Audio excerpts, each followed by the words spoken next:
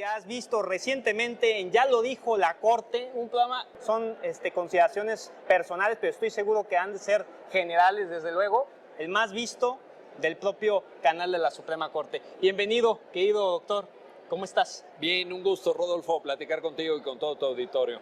No, al contrario, hay muchas cosas, querido doctor, que conversar y saber tus reflexiones, opiniones particulares. Sabemos que recientemente has tenido una saga de actividades bastante importante en todo el país en las casas de la cultura jurídica de la Corte, con el tema de la reforma laboral, los compromisos de adquirir un nuevo sistema en vidas de resolver todo aquel cúmulo de trabajo que se tienen en los diferentes poderes judiciales de cada una de las entidades de la República. Y en este entendido, para comprenderlo bien, ¿cuáles son los principales compromisos, los principales objetivos de establecer estos nuevos esquemas de justicia laboral en el Estado mexicano? Precisamente en el marco de las negociaciones que se dieron, ya terminaron, pero tomaron un tiempo prudencial, entre México, Estados Unidos y Canadá, nuestros principales socios comerciales, para la renovación de lo que hace ya muchos años se llamó el Telecan, hoy conocido como TEMEC. Nuestros socios comerciales pusieron en la mesa dos asuntos vinculados con tu pregunta de la reforma laboral. Por un lado, ellos decían, y creo que tenían en buena medida razón en esta crítica, que no se entendía bien el modelo de impartición de justicia laboral en México, porque las juntas de conciliación y arbitraje, que respondían a una cierta lógica y que tenían una justificación en el México de hace ya algunas décadas, Claro. Pues tribunales como tal no eran. No eran tribunales como tal, no estaban insertas las juntas en los poderes judiciales. Y entonces ellos pues observaban que había ya una anomalía, ¿no? Y entonces decían, bueno, si vamos a renovar y vamos a negociar compromisos y todo, pues yo quiero que pongas orden ahí. Claro. Primer punto. Y yo creo que eso nos ayudó muchísimo, yo creo que es una gran ventaja. El otro gran tema que a ellos les generó preocupación y que también lo pusieron en la mesa de negociación fue la democracia sindical. Claro.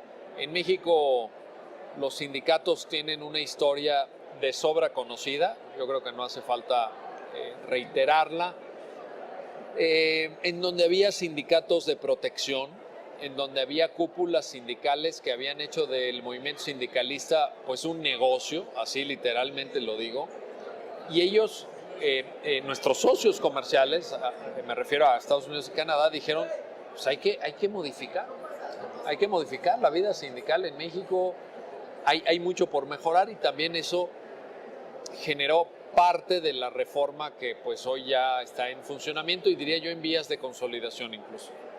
Hay un tema bien importante que considero se ha dejado a la deriva y ojalá que este nuevo esquema lo reivindique un poco, el teletrabajo. Sí. Porque en consideración de muchos que litigan también la materia laboral día a día, opinan que pues, es una consideración bastante interesante, pero que malamente consideran no se practica al 100%. Sí. ¿Qué opinión te merece, mi querido doctor, el tema de avance de la materia laboral con este nuevo esquema para aprovechar y también dilucidar lo valioso que son los nuevos esquemas de oportunidad en materia digital? Muy valiosos, y además hay que dar cuenta, Rodolfo, de un contexto que pues es inevitable en esta reflexión, la pandemia. Claro. La pandemia nos obligó, nos puso frente al espejo de la necesidad de avanzar en tecnología, en medios digitales, en teletrabajo, por supuesto, etcétera. Y eso ameritó que, con posterioridad a la reforma integral de la Ley Federal del Trabajo de 1 de mayo de 2019, hubiera un decreto específico sobre teletrabajo que modificaba también algunos artículos.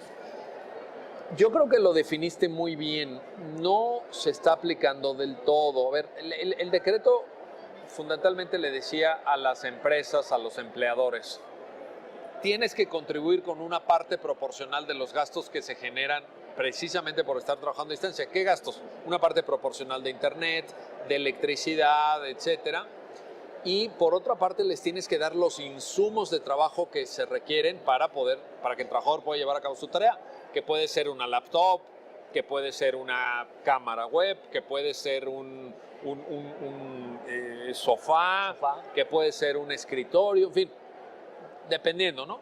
O a lo mejor alguien que esté teletrabajando en el sector de restaurantes, etcétera, que tenga que cocinar, en fin, no sé. Claro, Hay muchas modalidades, pero yo creo que por un lado, mi impresión es que todavía no se conoce del todo esta nueva normatividad por una parte, y luego que un poco en este regreso a la normalidad, o lo que se llama la nueva normalidad, pues ya nos olvidamos un poco de esas reglas, y yo creo que tienen mucho sentido. Evidentemente no en este instante, en la post-pandemia, no hay tanta gente haciendo teletrabajo como había en plena pandemia, en el momento más álgido. Pero eso no quiere decir que podamos desatender a quien sí quedó bajo esa modalidad, o a lo mejor quien en un esquema de jornadas híbridas tiene unos días presenciales en la oficina y otros días desde casa, en fin. La verdad es que también en ello creo que la pandemia encierra una profunda lección y no deberemos de desperdiciarla, creo yo. Sí, claro.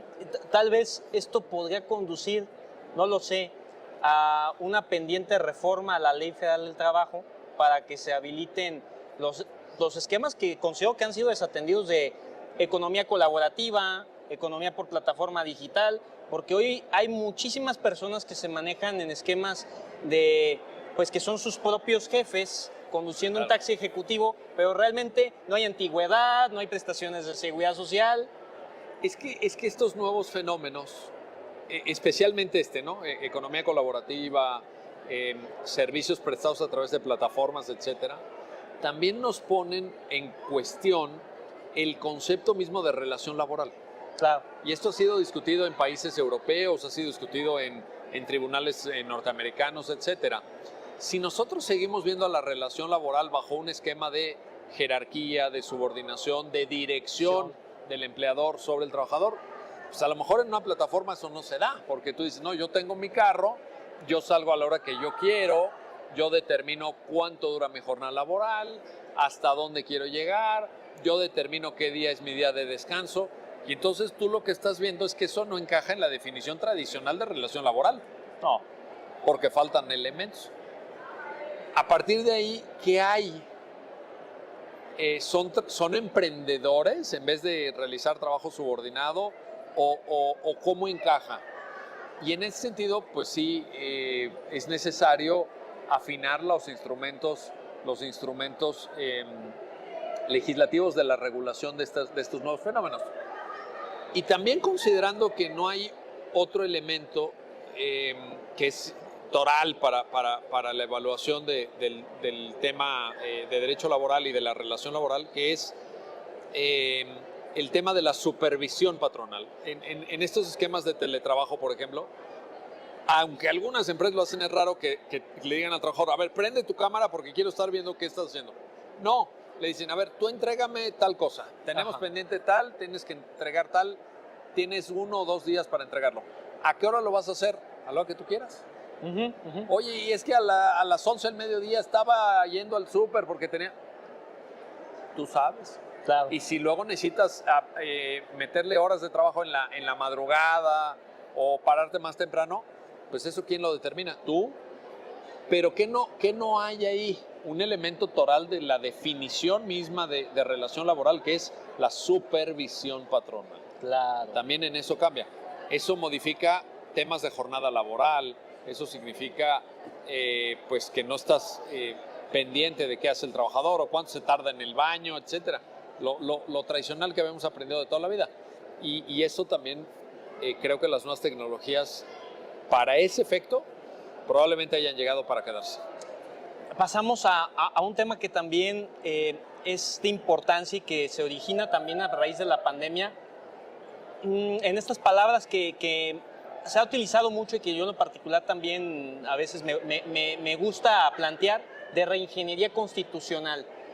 Hoy por hoy estamos en nuevos paradigmas por las tecnologías de la información y comunicación.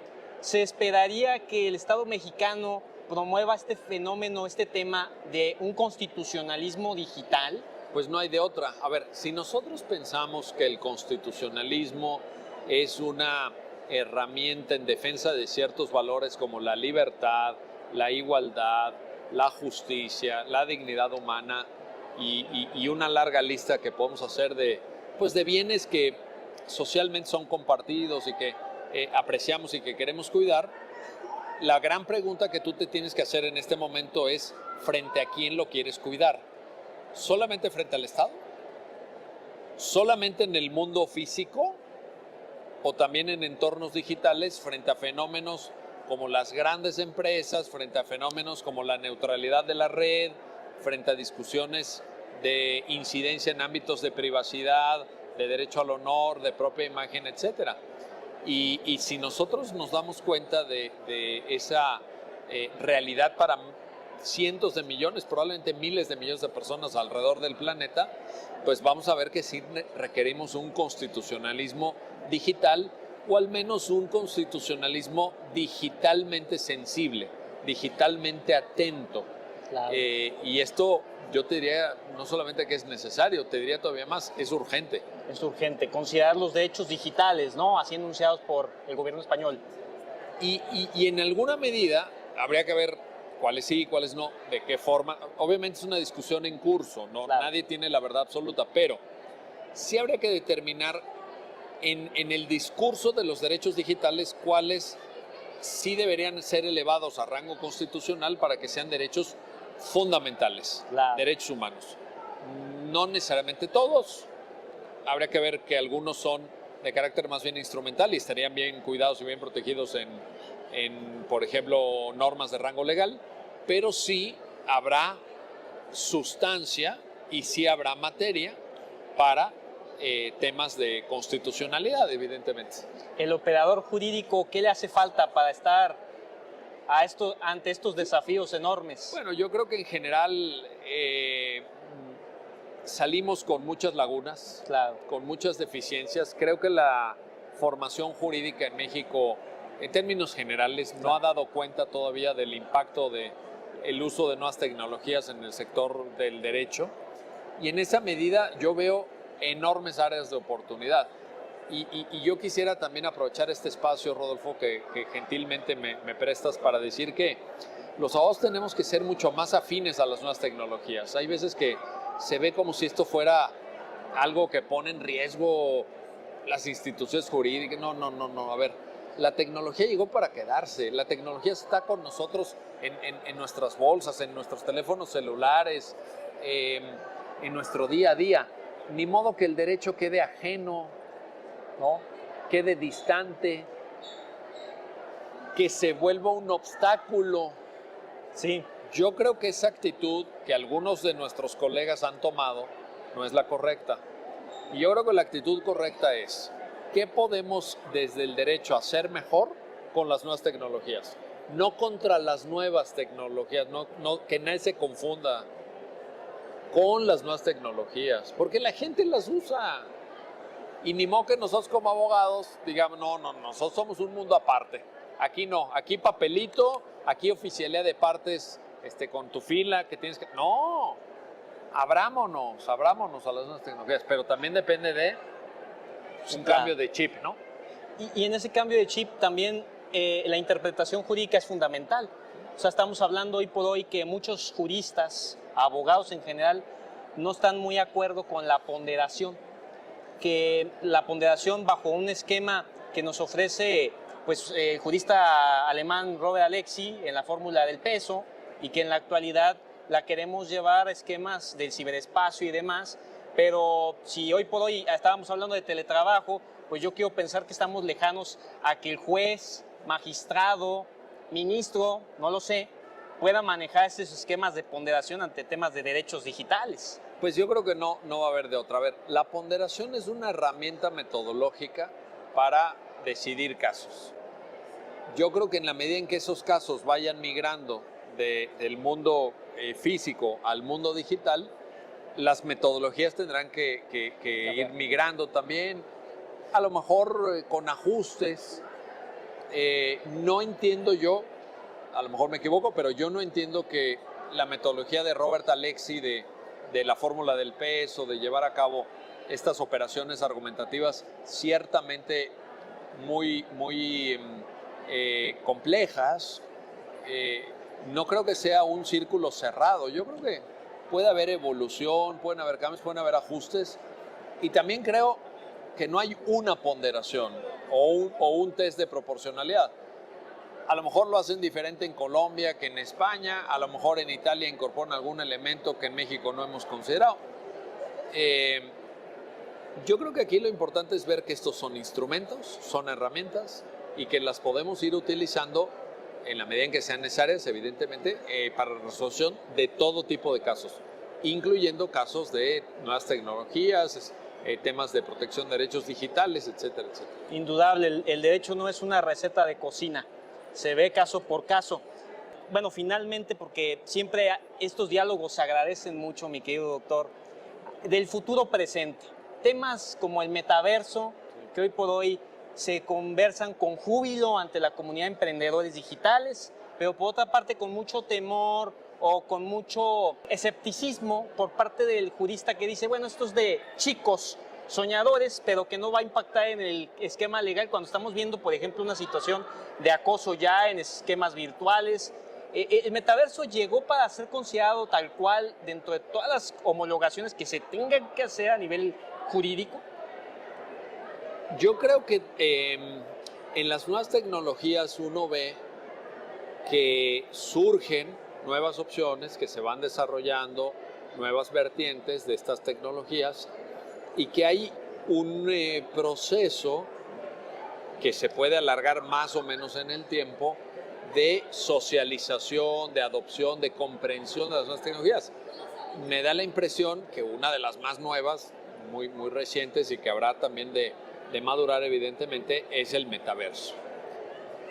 El metaverso va a comportar una necesaria actualización de los profesionales del derecho en temas de propiedad intelectual, en temas, bueno, como este que tú mencionabas, y donde ya llegó la primera denuncia por violación en el metaverso, temas de derecho penal, temas de contratos, etcétera, ¿no? Porque también ahorita están vendiendo parcelas del metaverso. Así es. Tú puedes tener ahí un bien inmueble, puedes tener una oficina, etcétera. Entonces, yo veo que ahorita el metaverso está en un proceso de consolidación, digamos, pero pues hay que estar atentos. Hay que estar atentos porque si estamos viendo que algo va evolucionando, lo ideal es que el derecho se acompase en la mayor medida posible y no que venga la regulación o la comprensión de cómo queremos dirigir esto desde el punto de vista jurídico 30 o 40 años después, porque ya estás en otro nivel, en otro discurso, ¿no? Totalmente de acuerdo, hay muchísimos desafíos y a mí me gustaría hacer dos preguntas en lo particular, más allá de estos temas técnicos, mi querido doctor, y el primero de ellos es saber cuál de todas las obras que tiene sería la que destacaría más o que le causa mayor alegría por todas las anécdotas que hubo involucrado, porque elaborar un libro no es cosa fácil. Entonces, a mí me gustaría, porque tiene una vasta bibliografía llena de temas importantes, novedosos, ¿cuál sería para usted el que más destacaría de todo ese repertorio? Bueno, a lo largo de estos años, ciertamente el libro más influyente ha sido Cartas a un estudiante de Derecho, que realmente ha tenido mucha fortuna editorial y ha sido adoptado en la mayor parte de escuelas y facultades de Derecho del país, ha sido muy leído y han generado la lectura de la obra y el poder encontrarme con lectores, con gente que me dicen fue el primer libro que leí en la carrera, gente que me dice me lo regaló mi papá.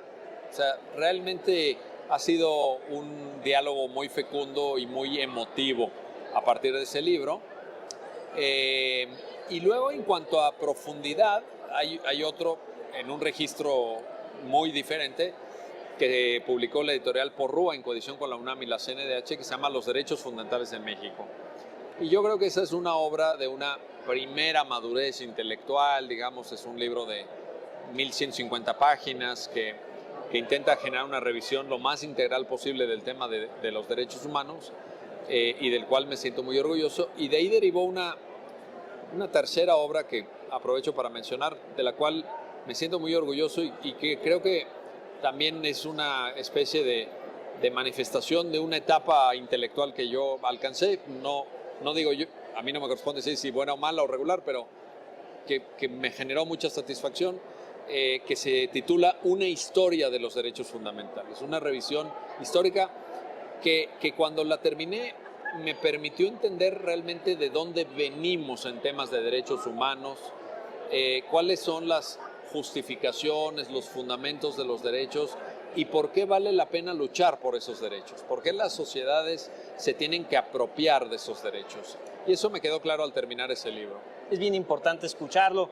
Y bueno, un mensaje que vaya dirigido, mi querido doctor, a estos estudiantes que se sientan algo a veces desorientados porque de pasar un esquema normal, como el que el día de hoy estamos los dos aquí en la FIL, pasamos un esquema virtual para volver a pasar un esquema de naturaleza ya atípico, híbrido, entre lo presencial o virtual. ¿Qué le recomienda para que no se pierda esa calidez que debe de tener el derecho en la vida de alguien que ha sido aceptado en una licenciatura en Derecho en este país? Bueno, yo en primer lugar les desearía mucho éxito en sus estudios y destacaría el valor de la disciplina,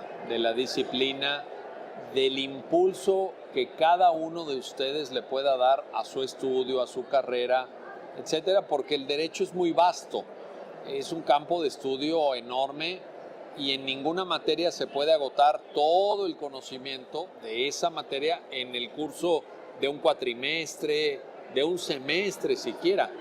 Esto se puede de alguna forma paliar o suplir a través de la disciplina, a través del estudio que cada quien haga, a través de las continuas lecturas, de la búsqueda de bibliografía, etcétera, etcétera.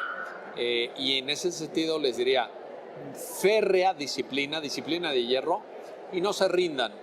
Todos tuvimos dudas al inicio, todos pensamos, ¿será mi destino, no será mi destino? ¿Me gusta, no me gusta? Pero al final del día, cuando uno ya termina la carrera, se da cuenta que el derecho es uno de los ámbitos de estudio y ejercicio profesional más nobles al que puede optar un ser humano, y por eso es que es una gran pasión ejercer el derecho y conocer de temas jurídicos. Importante, querido doctor, esta reflexión, le agradecemos mucho y desde luego, si me permite aquí hacer un exhorto en donde tras ese apasionamiento que nos caracteriza a un grupo de jóvenes y a su servidor en temas digitales, pues poder hacer algo en conjunto nos daría muchísimo gusto. Una obra literaria estaría muy bien ante estos desafíos que hemos hablado. Ahí estamos pendientes. Claro. Perfecto. Pues mientras